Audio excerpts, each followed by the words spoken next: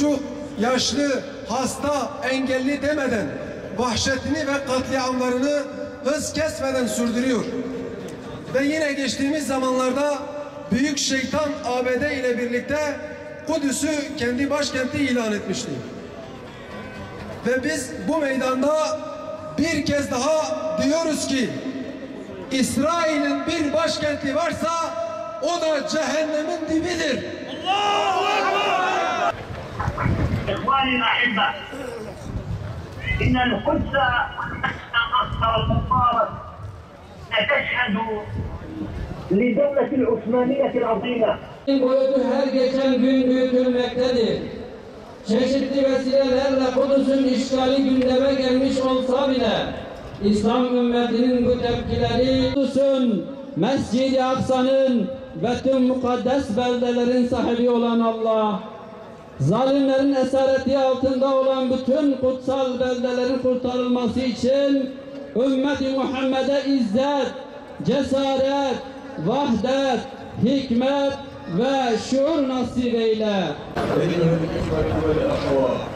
إن المسجد الأقصى هو قضية المسلمين الأولى فهو مقدم على جميع القضايا وهو أولية المسلمين جميعا ونحن في هذا الأسبوع الذي نعلن أسبوعا للقدس الشريف نعلن ونقدمة من العلماء والدعاة والحركات السياسية والمنظمات المدنية من جهد وعمل لتحرير المسجد الأقصى الذي يمكن أن يوحد المسلمين كما استطاع أن يوحدهم في عهد القائد العظيم صلاح الدين الأيوبي. والمسجد الأقصى بحاجة إلى جهود علمية وعملية وإلى جهود اجتماعية وسياسية واقتصادية وفن كل صالح وبحاجة إلى جيل جديد تربى على العلم والعمل. الأقصى أمان الله وحفظه. السلام عليكم ورحمة الله وبركاته. تكبير! تكبير! تكبير! الله أكبر! الله أكبر! الله أكبر! Yaşasın cehennem, zalimler için yaşasın cehennem. Tekbir! بسم الله الرحمن الرحيم. أهلنا إخواننا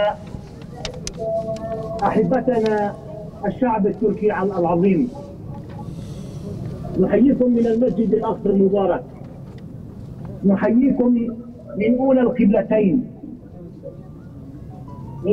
من ستر رسول الله صلى الله عليه وسلم.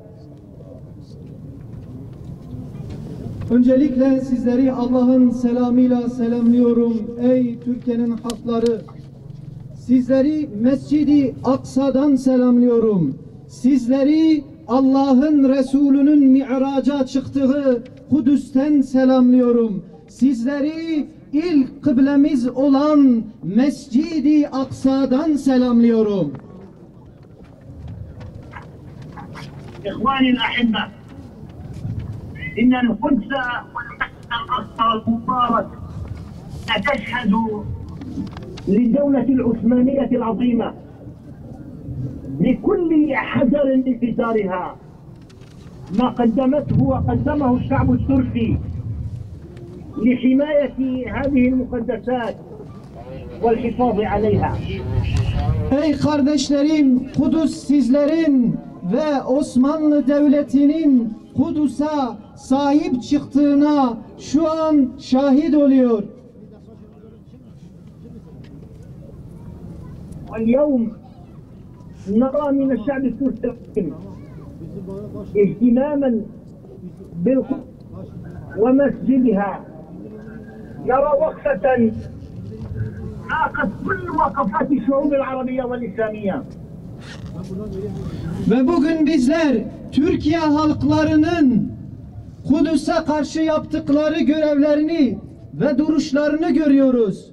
Türkiye halklarının Kudüs'e karşı gösterdikleri duruşları Hiçbir toplum, ne Arap toplumu ne de başka bir toplum sizin gibi Kudüs'e sahip çıkmamış, önem göstermemiştir. ومقدساتها. رأينا الشعب التركي الذي جاء يزور المسجد الأقصى المبارك. رأينا أفواجهم يدخلون إلى المسجد الأقصى المبارك رغم أنف المحتل ويقفون مع إخوانهم المسلمين في المسجد الأقصى المبارك. İşgalcilere rağmen Türkiye halklarının Kudüs'ü ziyaret edip Kudüs'teki Müslümanlarla omuz omuza kardeş olduklarını görüyoruz. رأيناكم دوما تغيظون الاحتلال وتوقفونه عند حده وكل ذلك بفضل قياداتكم الرشيدة. تلك القيادة التي اختارها الشعب التركي ووقف خلفها في كل الظروف. İşgalcilere rağmen sizin Kudüs'ü desteklediğinizi görüyoruz. Ve aynı şekilde sizin reisinizin de Cumhurbaşkanınızın da Kudüs'ü desteklediğini görmekteyiz. نحييكم من المسجد الأقصى المبارك ونقول لكم استمروا في دعم هذه الحكومة. استمروا في الطريق الذي فيه عودة إلى أصولنا الإسلامية. فيه عودة إلى عزتنا الإسلامية. إلى دولتنا الإسلامية. Sizlere şu çağrıda bulunmak istiyorum. Kudüs'e, Filistin'e verdiğiniz desteğe devam edin. Onun daima destekçisi olun. Kudüs'ü destekleyenleri sizler de destekleyiniz. Onlarla beraber olunuz.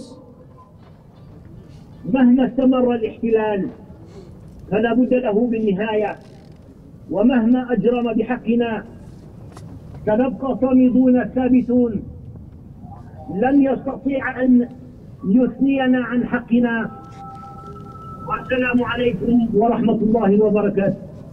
İşgalciler ne kadar bizlere engel olmaya kalksalar dahi bizler Kudüs'e sahip çıkacağız, onu koruyacağız, Kudüs'ümüzden vazgeçmeyeceğiz.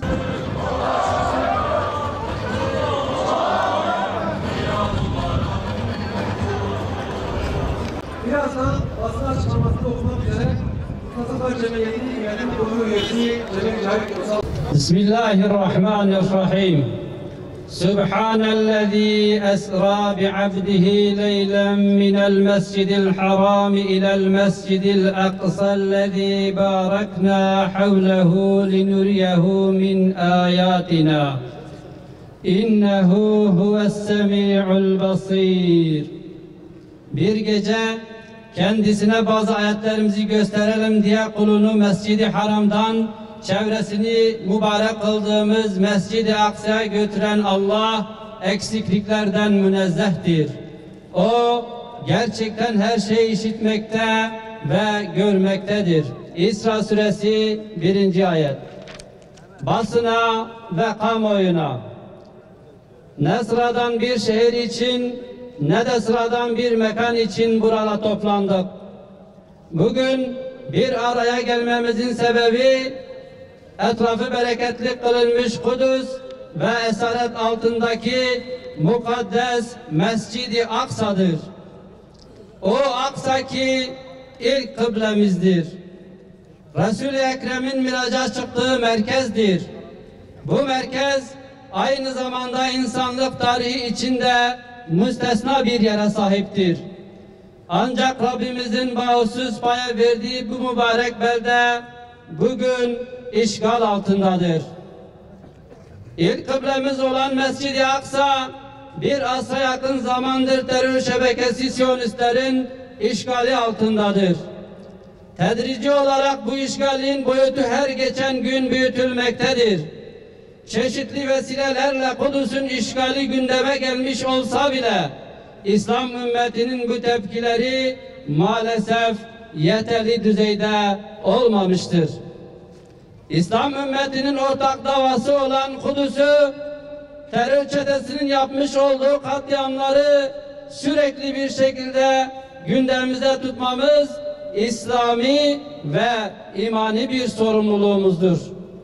Bu sorumluluk gereği ilan edilen Dünya Kudüs Haftası münasebetiyle bir araya gelmiş bulunmaktayız. Tekbir! Allahu Ekber! Tekbir! Allahu Ekber! Tekbir!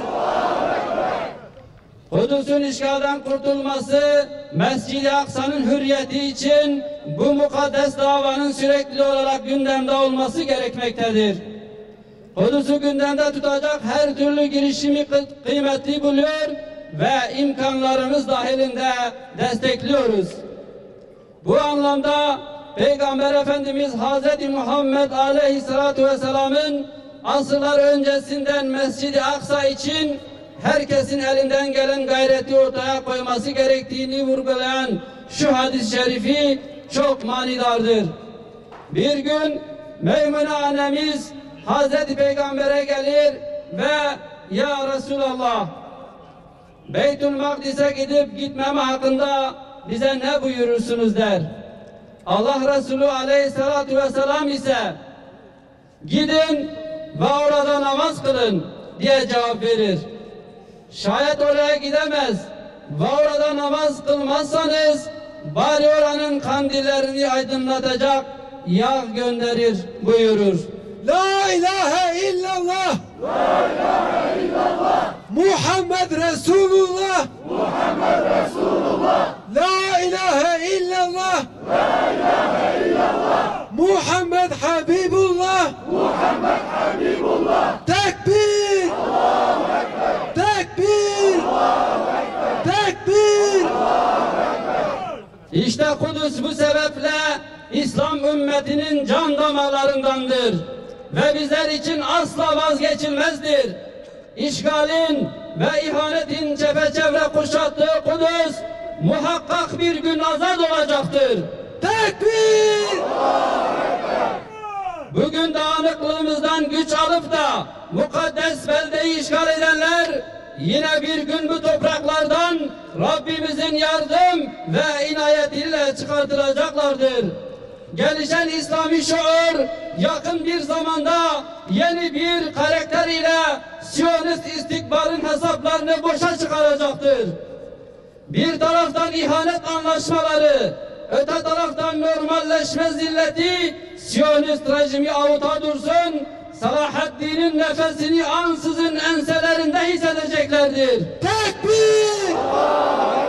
Tekbir! Tekbir! Siyonist işgal rejimi ve destekçileri şunu çok iyi bilmelidir ki yeryüzünde bir tek Müslüman kalıncaya kadar Kudüs bir dava olarak sürdürülecektir. Aksa esaretten kurtuluncaya dek bu izzetli mücadele hep sürecektir.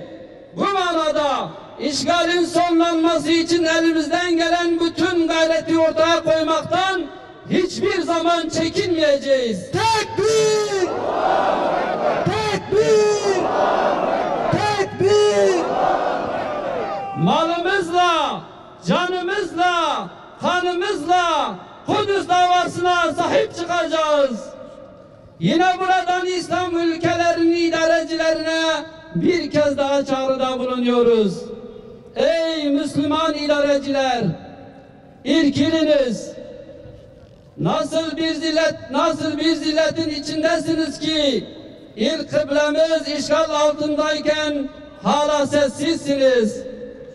Allah'ın mukaddes kıldığı Kudüs, Peygamber Efendimizin miraca yükseldiği Mescid-i Aksa sizin için hiçbir bir anlam ifade etmiyor. İçinde bulunduğunuz bu zillet halinin hesabını ahiret günü nasıl vereceksiniz? Ümmetin çocukları İslam topraklarında katledilirken nedir bu tepkisizliğiniz? Ölüm bir hakikattır ve bir gün muhakkak gelecektir. Sizler hangi dünyevi kaygılarla gerçekleri görmezden geliyorsunuz? Korkaklığınız ne ölümü sizden uzaklaştıracak ne de mizandan beri olacaksınız.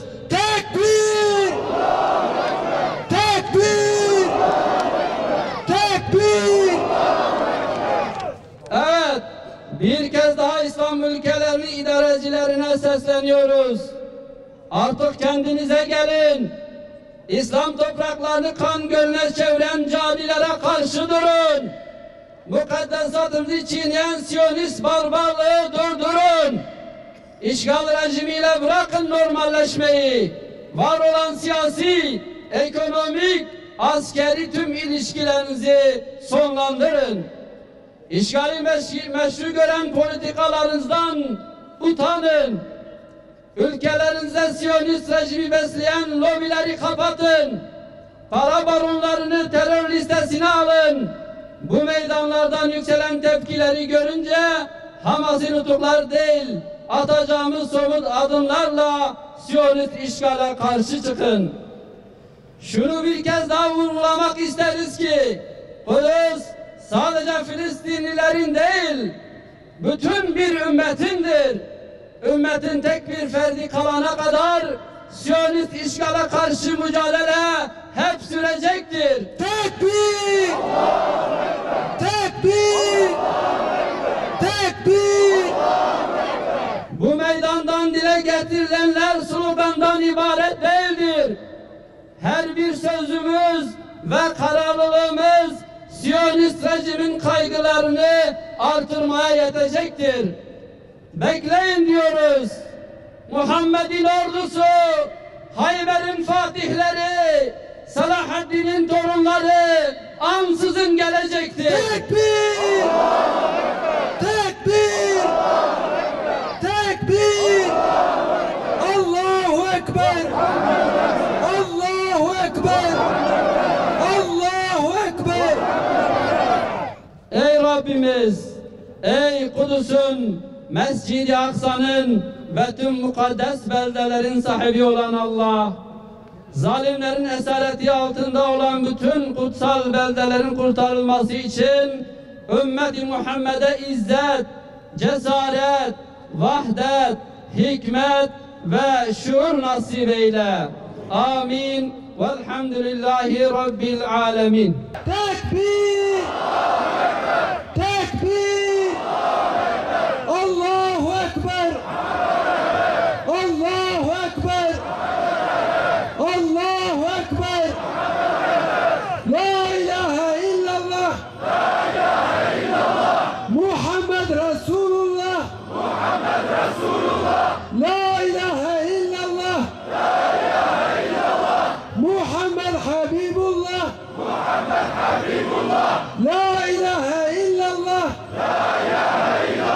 Muhammed Nebiyullah! Tekbir! Tekbir!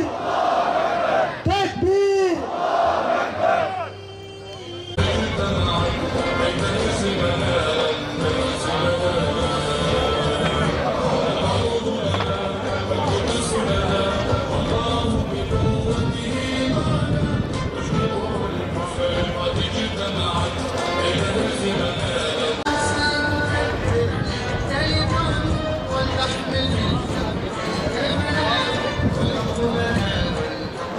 والكلمة الآن من تركيا وبالتحديد من ديار بكر يلقيها علينا حفيد صلاح الدين الأيوبي من وسط مسيرة حاشدة من المؤمنين الذين خرجوا بعد الجمعة تأييدا لكم. فليتفضل فضيلة الشيخ ملا أنور مشكورا مأجورا. أعوذ بالله من الشيطان الرجيم. بسم الله الرحمن الرحيم. الحمد لله رب العالمين والصلاة والسلام على خير خلقه محمد وعلى آله وصحبه أجمعين. أيها الإخوة والأخوات، إن المسجد الأقصى هو قضية المسلمين الأولى، فهو مقدم على جميع القضايا، وهو أولية المسلمين جميعا. ونحن في هذا الأسبوع الذي أعلن أسبوعا للقدس الشريف نعلن ونذكر مسؤولية الجميع تجاه تحرير المسجد الأقصى وفي مقدمتهم العلماء والدعاة والحركات السياسية والمنظمات المدنية، ونثمن جهود العاملين والناشطين فيما يقدمونه من جهد وعمل لتحرير المسجد الأقصى.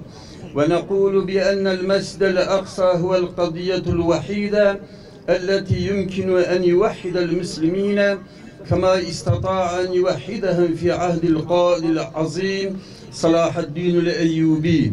والمسجد الأقصى بحاجة إلى جهود علمية وعملية، وإلى جهود اجتماعية وسياسية واقتصادية، وقبل كل ذلك هو بحاجة إلى جيل جديد تربى على العلم والعمل، وجيل واع يحملهم تحرير المسجد الأقصى ويرى ذلك من أولياته.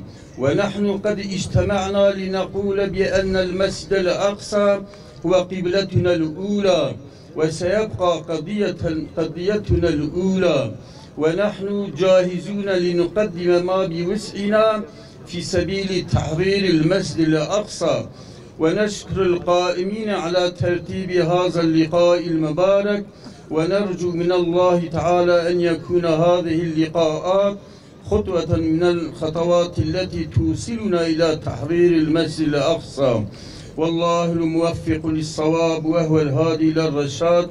والسلام عليكم ورحمة الله وبركاته أيها المجاهدون لتحرير المسجد الأقصى في أمان الله وحفظه. السلام عليكم ورحمة الله وبركاته. Mescid-i Aksa Müslümanların çözüme kavuşturması gereken öncelikli meselelerindendir. Bu meselemiz bütün meselelerin önündedir. Bu Müslümanların önceliğidir. Bizler Dünya Kudüs Haftası olan bu haftada şunları söylemek istiyoruz.